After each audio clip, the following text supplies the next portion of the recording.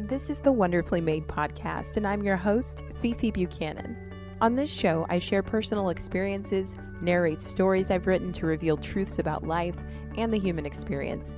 I also share lifestyle improvement tips in bite-sized episodes, so you can listen during your commute, in the office, or in the comfort of your own home. My desire is that every time you listen, you are reminded that you are wonderfully made. I asked you all what you wanted to cover next, and being in transition was the second most voted for topic, so I decided I would cover it this month. I do have notes, but I'm also just going to speak from the heart because this subject is near and dear to me. If you're in transition, you're not alone. I'm right there with you. I think some of us have the right idea when babies come into the world or are nearly about to arrive. There is this excitement just brimming over for this new being that is carefully and quietly being knit in their mother's womb. We have not heard their voice or seen their face, except maybe digitally, but we know they are special. Based on who their parents are and what family they have come from, maybe we wonder if they'll be tall or have curly hair or be naturally good at basketball. But more than anything, the conversation is around, I hope they are healthy, and I cannot wait to meet them. And this baby will be so loved.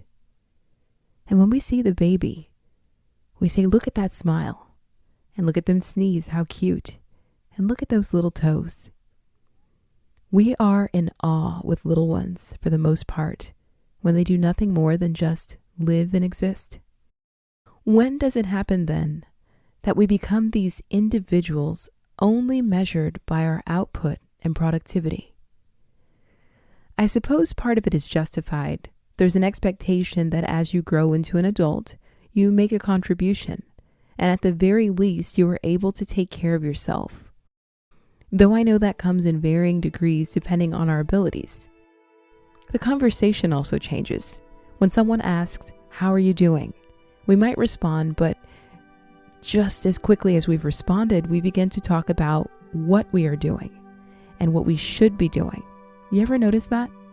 And so as we are thrust into this world of adulthood, no longer simply precious because we are living and breathing, what happens when you are neither here nor there? When you're in transition? One thing that's particularly hard is you don't exactly know when the season will end. It's one thing to be planning a move or about to start a new job or maybe about to begin a new business. You might not know everything about what to expect, but you have a time frame. You have a stretch of time where you will prepare. But some transitions are far more raw than that. You aren't where you used to be, but you also aren't where your destination is either. Another sign that you're in transition is you're hungry for change and growth. What you've always known and were once comfortable and familiar with becomes really uncomfortable, honestly, even painful. And you may desire to relocate or change jobs or seek different opportunities just to shake things up. Another way you might know that you're in transition is you feel tired, frustrated, or out of place. Not fitting in anywhere, not feeling connected to people and situations you once identified with. Another really uncomfortable feeling. Or maybe you have your eye on where you want to be. Maybe you're having dreams or even people speaking the same prophetic words to you.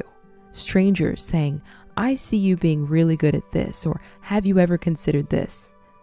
Think about it. Have you ever been there? I know I have, and it's the most astounding thing, something that I haven't even whispered out loud, and a stranger is mentioning it.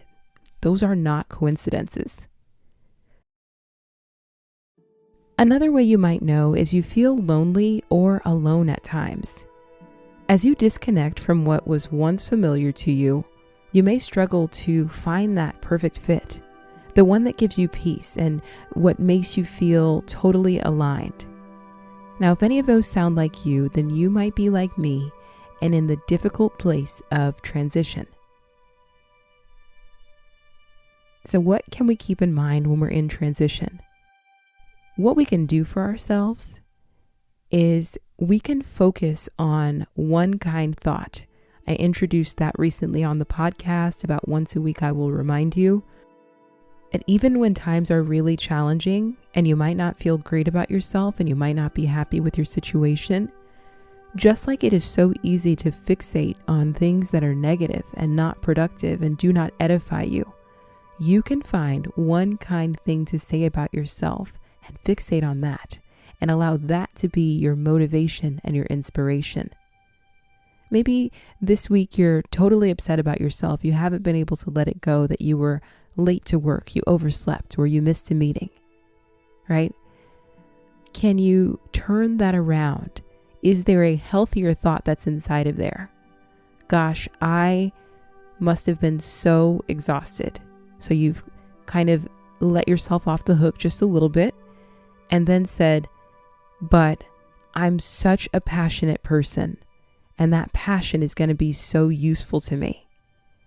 You know, that passion you were using to beat yourself up because I just don't do that. I'm not the person that's ever late. That's just not me.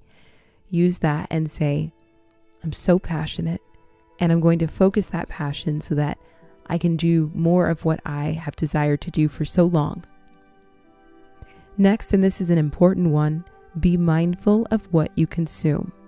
We are so often told not to compare ourselves, but then we get nothing but examples to compare ourselves, whether it is relationship goals or career goals or entrepreneurship goals or body goals. We see these things, and on one hand, they could be inspirational, they could motivate us, but they also could derail us from where we're going. What if the very goals and dreams that you have are very different from maybe people that you look up to or you feel like you're supposed to look up to, and that gets you off track? Sometimes I even say to people when they say that they're inspired by me and they say, well, I want to be like you. And I say, don't be like me, be the best you. You trying to be like me could limit you. And so just be mindful. If there are things that are triggers, things that make you feel less than, make you feel incredibly sad in a way that you're not consolable, just be careful. And when I say be mindful, sometimes certain things have to be consumed. You need to know what's going on in the world. You need to be abreast of certain topics, but you can be mindful of how much you consume. You can also be mindful of what you consume after to kind of build you back up and inspire you. Next is share how you're feeling. I'm so tired of toxic positivity. When I first heard that phrase and learned what it meant, I resonated with it so much because I feel like sometimes people will just try to clamp your mouth shut and you're not allowed to say how you feel because you're supposed to be so grateful and you're supposed to stay positive. But how about we address how we feel, address that head on, acknowledge it, be honest, be authentic, and be grateful, and try to be positive. But we've got to acknowledge how we feel. We need safe spaces to do so. Counselors, therapists, friends, loved ones, our journal, art, different ways to get that out. Do not forsake those. Next, it's simple, but not easy. And that is, don't give up. If no one has told you today not to give up, I am telling you. Because a person that's in transition, if they were to give up, then they would become stuck. Transition sometimes feels like you're stuck, but you're not actually stuck unless you give up. If you give up, then you're stuck. So don't give up. Take a break if you need to. Take a moment to reflect, but don't give up. And that brings me to my next point, which is take breaks from the hard work. I am guilty of punishing myself with hard work because I'm not where I need to be. So I will over-exercise, I will over-diet, I will overwork with not enough breaks, I will over-isolate, all these sorts of things that are not actually productive and they are punishing. It is telling myself, because you are not where you need to be, you are unworthy of partaking in anything that brings you joy or peace. And it keeps me stuck in a place of feeling unworthy by continuing to punish myself. And so the hard work needs to be done. I will never tell you to stop the hard work, but it can't be all hard work, right? It can't. It's just we're not meant to be. Look at nature. Nature is the best example of how everything is seasonal, and nothing like the trees or flowers are in constant mode of production. They're not. Some animals hibernate, the seasons, the weather changes. You are not meant to be constantly producing and doing hard work. Next, I just need you to know that change is inevitable and already happening.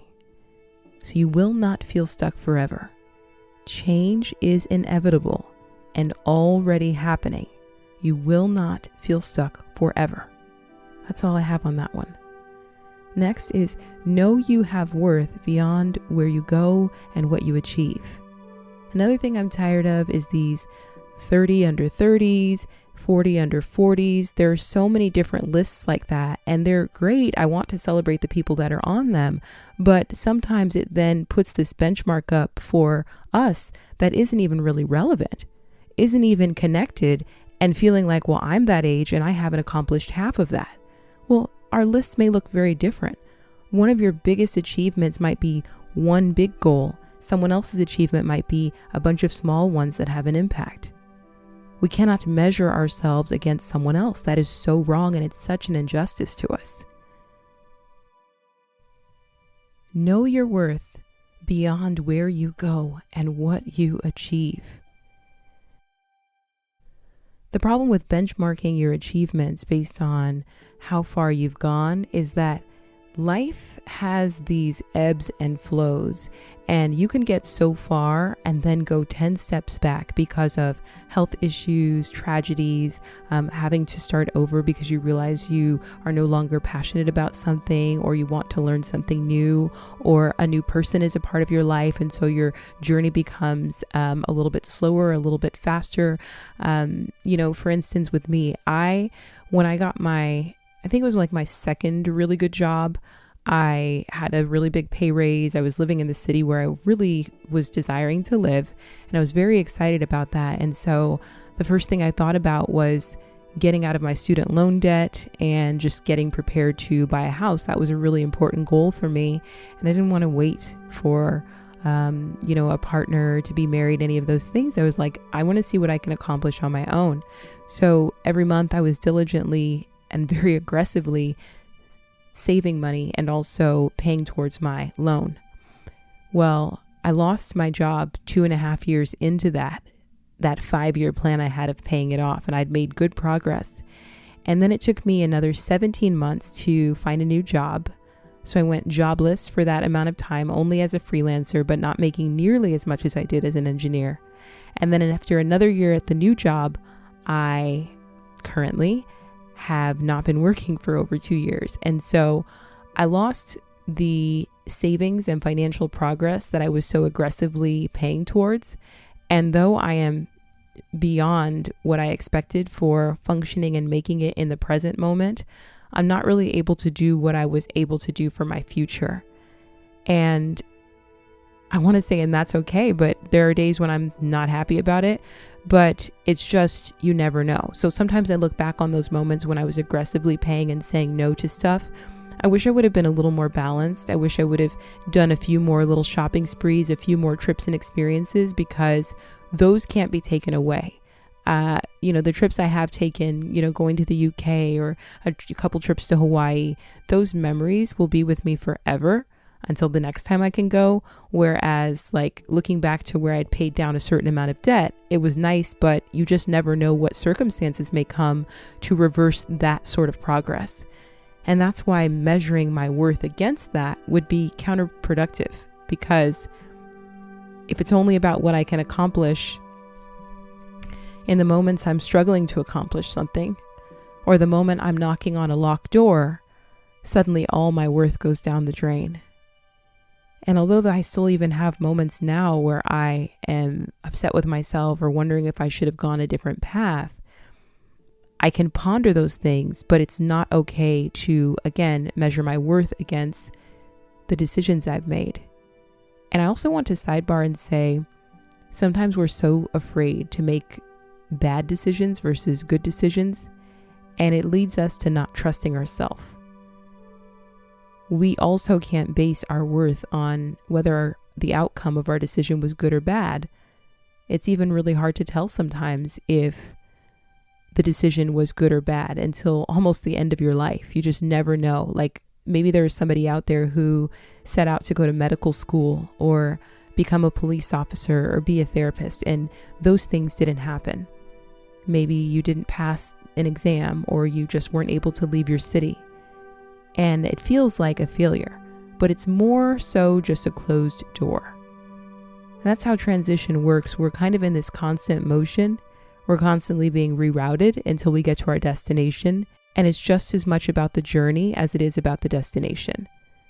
I think when I hear that quote about the journey is the most important part and the destination's not, I think they're both important. When you're in transition, I need you to learn and focus on trusting yourself. It's not so much about the outcome of your decisions, but it's about not abandoning yourself. And it's about knowing that you have really insightful wisdom that you're able to lean upon, and that at any point in your journey, if you need to, you can reroute and you can still get where you're going. It just may take longer than you anticipated. I want to leave you with this. Remember that someone was excited about your arrival. You have value and purpose. Train your mind to value more than productivity. Find the sacredness of rest. Listen to your loved ones when they say they love you and when they share positive things about you. And no, they don't have to say those things. Take them as genuine. Ingest them. And come back to them on days when you're having a tough day. It's not the easiest. Another thing I want you to start, if you haven't already, is looking for where you feel the most peaceful, aligned, and in purpose. This will tell you if you're on the right path. I just want to acknowledge how hard and exhausting this can be, how lonely it can be at times, how some days it feels like your efforts are futile. I know it feels that way. It's scary to feel like you're standing still while the world is still moving along. As tired as you may be, I need you to hear me. You are not stuck. You are not stuck. You are just on your way from one destination to the next.